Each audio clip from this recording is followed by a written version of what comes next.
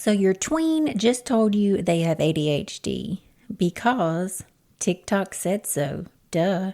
And now you're spiraling because their symptoms include loving iced coffee, zoning out in math, and hyperfixating on frogs. Welcome to parenting in the era of Dr. TikTok, where 15-second videos suddenly outrank your pediatrician.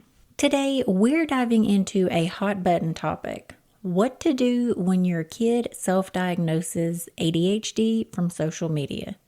It's juicy, it's confusing, it's very Gen Z, and it's got a lot of parents wondering what's real, what's performative, and how do I respond without accidentally shaming or dismissing my kid?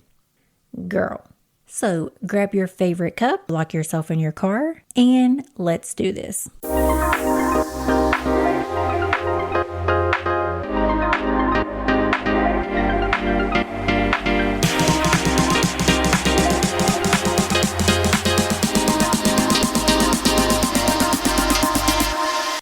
Welcome back to Chaos and Caffeine, the podcast where we parent out loud, cry in the pantry, and find the funny in raising neurodivergent kiddos.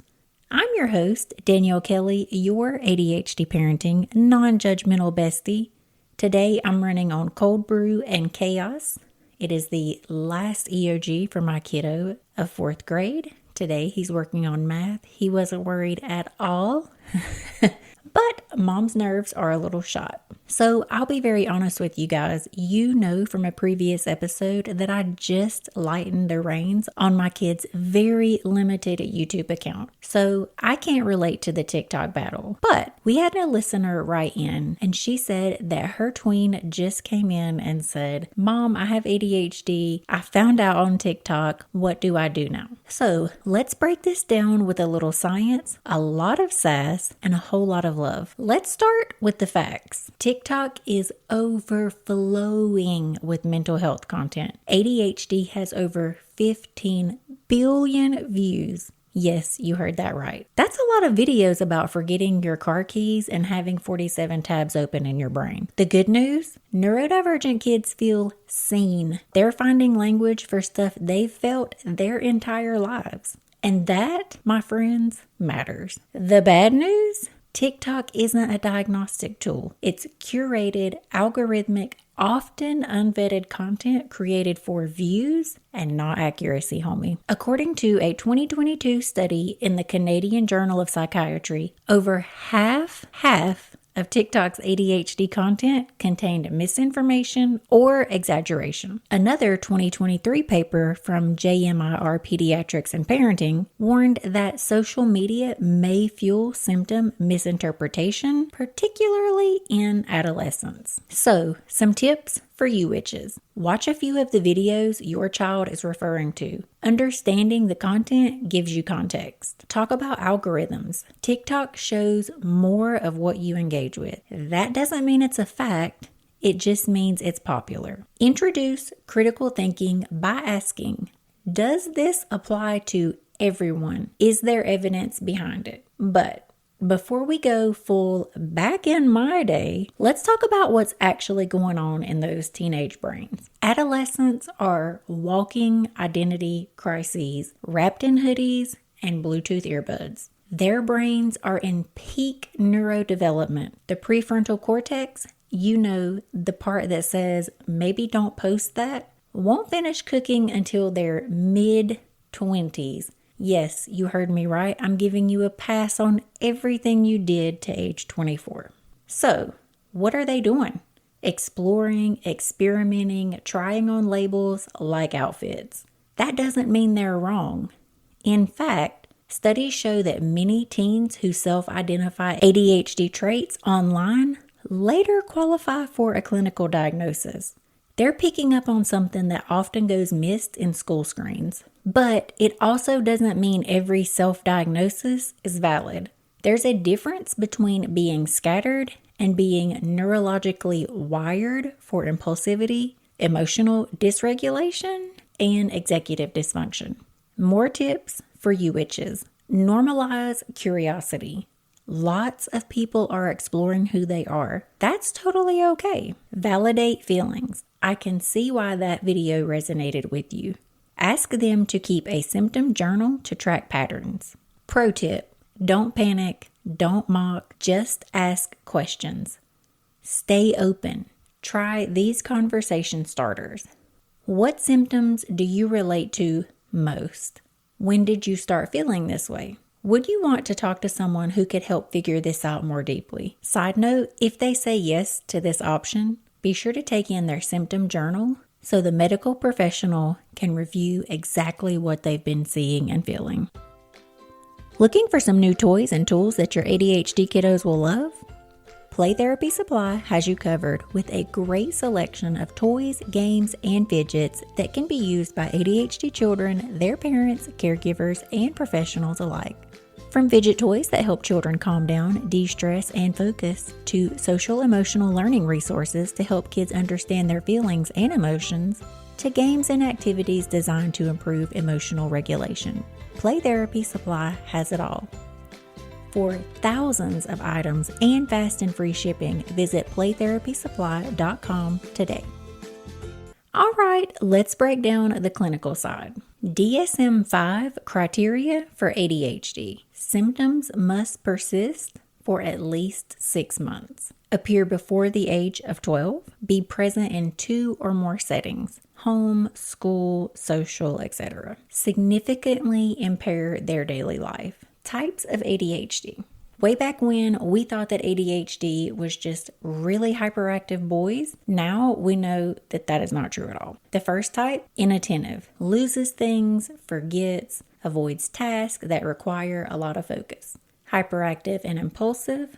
Fidgets, talks excessively, and interrupts. Combined type, the spicy combo platter. Unfortunately, this is what my kiddo got from me and his dad. I am inattentive, his dad is hyperactive. So, wham bam, thank you ma'am. New research insights. ADHD brains show reduced dopamine transport and delayed cortical maturation. Executive function areas like task switching, impulse control, and working memory are underactive compared to their neurotypical peers. Emotional dysregulation is now being considered a core component in newer models of ADHD and not just a side dish. Tips for parents. If you suspect ADHD, be sure to track symptoms at home and school. Use rating scales like Vanderbilt or SNAP before visiting a professional. Compare behavior across settings. Is it just at home or do teachers and coaches notice it too? Can we take just a moment to acknowledge that parenting in the age of YouTube Shorts, TikTok algorithms, and Snapchat streaks is a full-time emotional cardio workout? Even for neurotypical kids, the digital landscape is a hot mess. It's constant comparison, algorithmic echo chambers, information overload, and the sneaky mental load of knowing your kid's entire identity could be shaped by a 15-second dance trend. Quick science break. A 2021 study from the American Academy of Pediatrics linked excessive social media use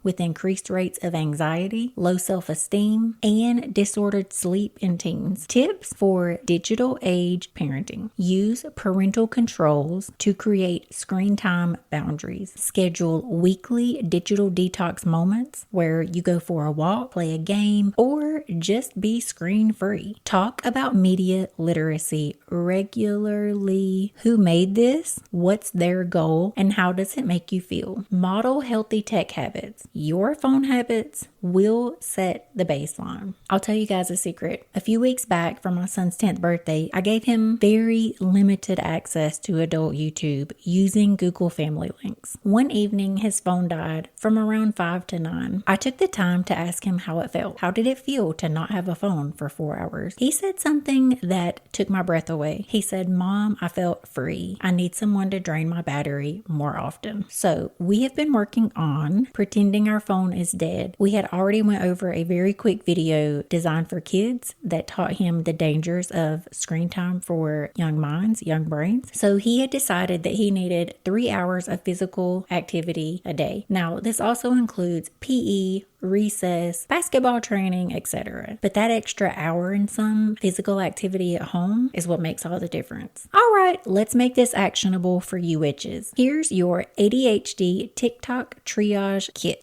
Step 1, validate. Your kid is noticing something, and that matters. Step 2, observe. Journal or track behaviors across settings. Look for patterns. Step 3, research together. Use reliable resources like CHAD, Attitude Magazine, and understood.org. Step 4, evaluate. Book a formal assessment with a clinician, psychologist, or psychiatrist. Step 5, support. Whether there's a diagnosis or not, tools like executive function coaching, accommodations, and therapy can all help. Last set of tips for you witches. Don't wait for school to flag it. Early intervention really does matter. If you are overwhelmed, find a local or virtual ADHD parenting coach to help out. Accommodations like extended time or sensory breaks can make a massive difference even before a full diagnosis. And don't forget to check yourself too, homie, because ADHD is